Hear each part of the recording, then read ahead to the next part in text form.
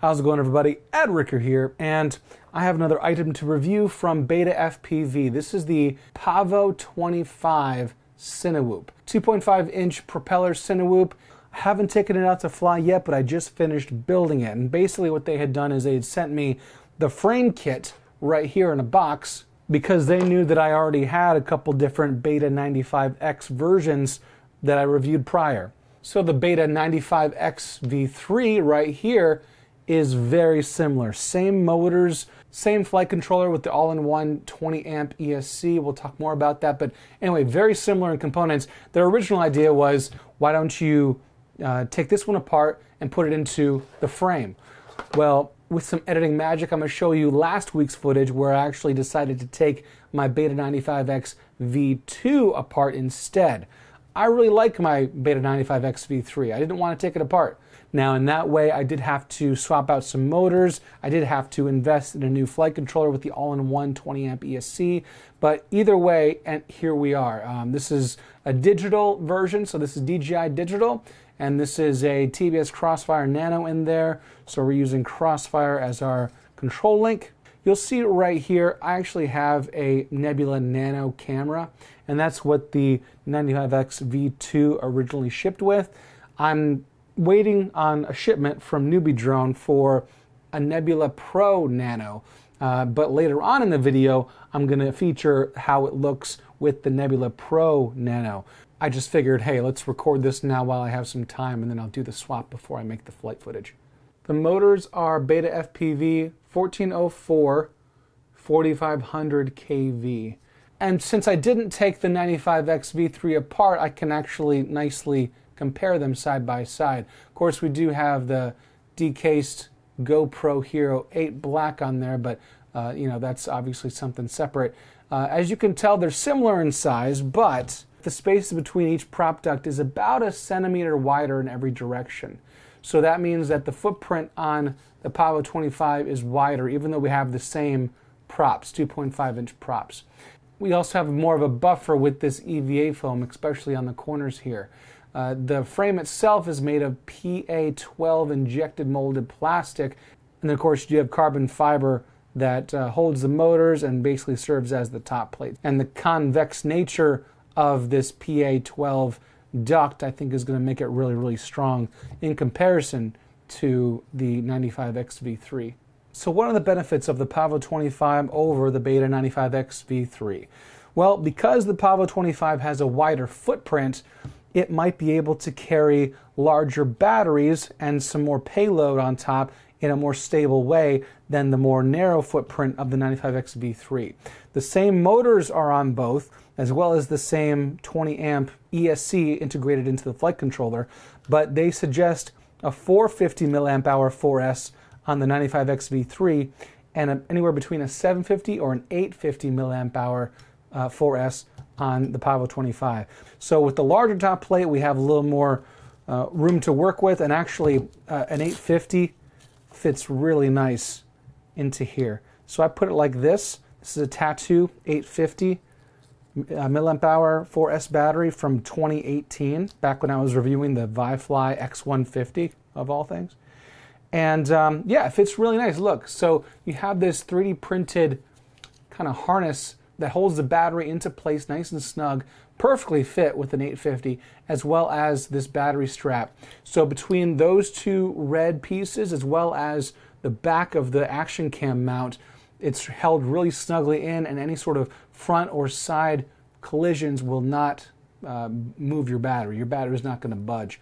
And then if you plug it in with our XT30, I do notice it takes a little while for the ESC to fully boot up, so it takes about 5 to 10 seconds. We have an LED on the back. That's pretty cool. On the back here, I have things a little bit different. So I'm using HGLRC hammer antenna. I actually pulled this off of the Sector 4 from HGLRC from last year. If you might recall, I made a video about that. So that's just because I needed a little more space.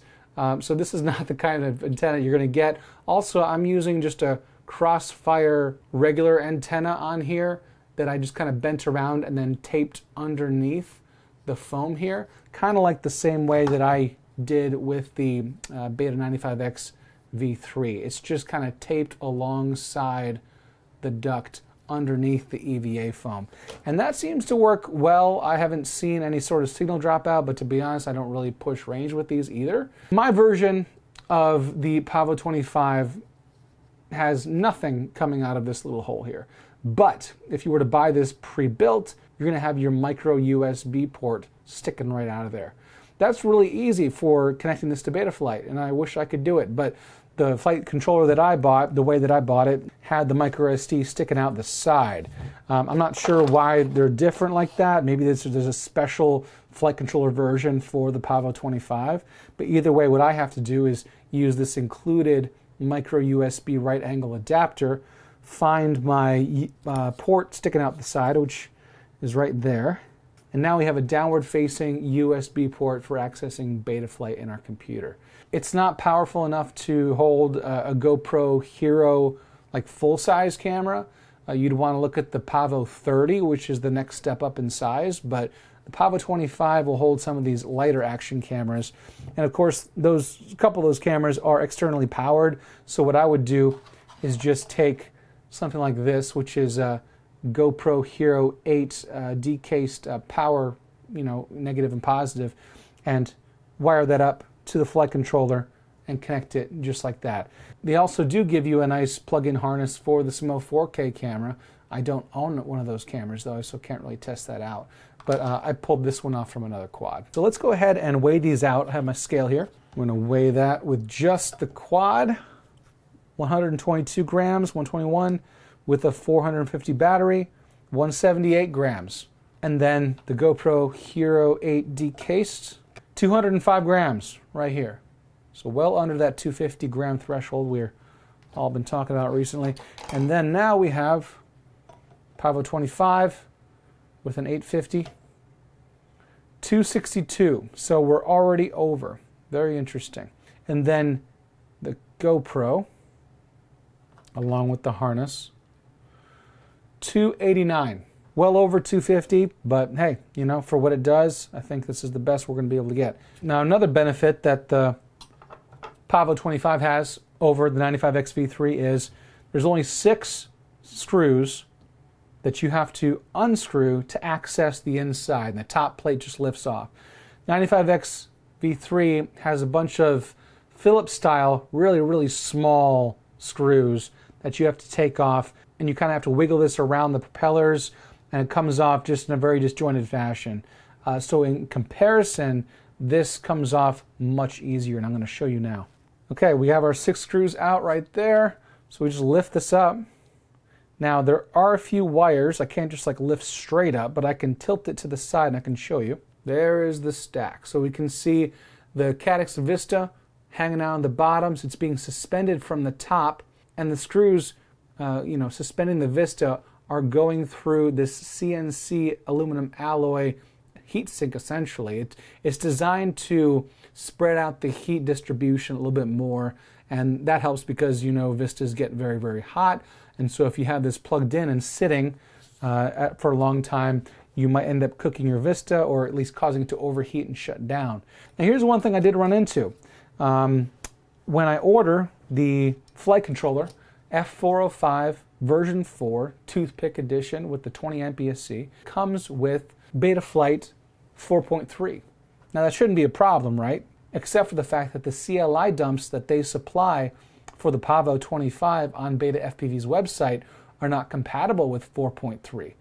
And I learned that the hard way. In fact, I couldn't figure out why this thing was flipping around and acting crazy until I reverted to Betaflight 4.29.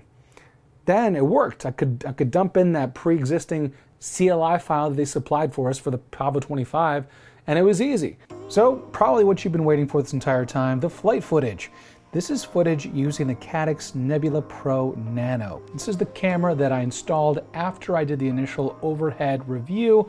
Of course, if you bought this quad with the walk snail or the analog video transmitter, you might see something a little bit different. Either way, Caddx Nebula Pro looks just as I expected, very good. This isn't about that, however. How does the quad fly?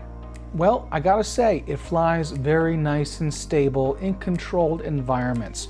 So outside without a whole lot of wind, it flies great. Inside, it also seemed to fly great.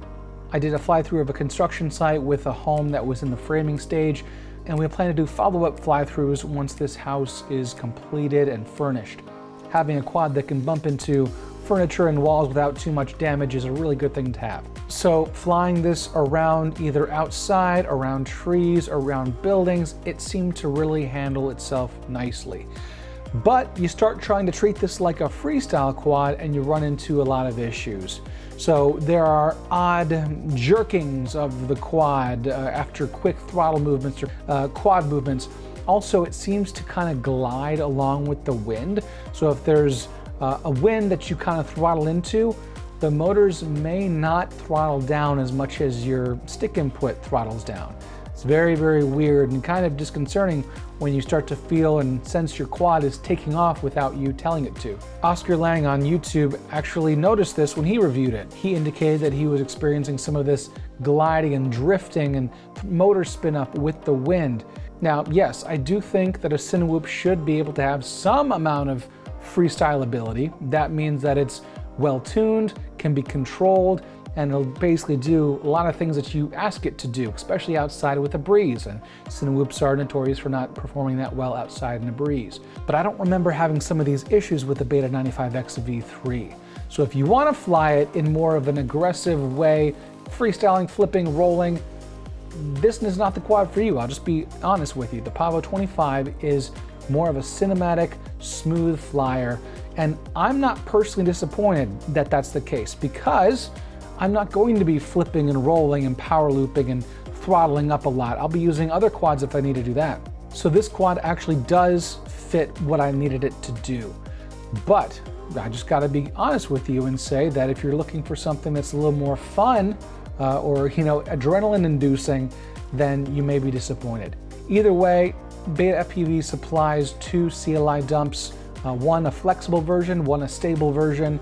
And so stable is much more stable flight. Flexible kind of allows for a little more elbow room in terms of what you can and can't do with it. I was using the stable version when I was doing the construction site fly through, and I was using the flexible version here and there for some of these outdoor environments around the trees. I do like that the quad is a little bit heavier than the 95X V3, especially with the bigger battery. And of course, it also is if you're using like a GoPro 10 Bones, as opposed to an even lighter action camera like a decased Hero 8 with the GEP RC casing. You're gonna see that the heavier the quad, maybe the better your throttle controllability is. So if you're flying very carefully and you have a slightly heavier quad, it might perform a little bit better and easier to throttle manage instead of bobbing up and down like you might encounter with an even lighter quad. Thank you so much to BetaFPV for sending me all this different stuff they have over the last few years. I'm really looking forward to seeing what they have next up their sleeve, and looking forward to trying out the Pavo25 more in the future. Thank you so much for watching, everybody, and until next time, happy flying.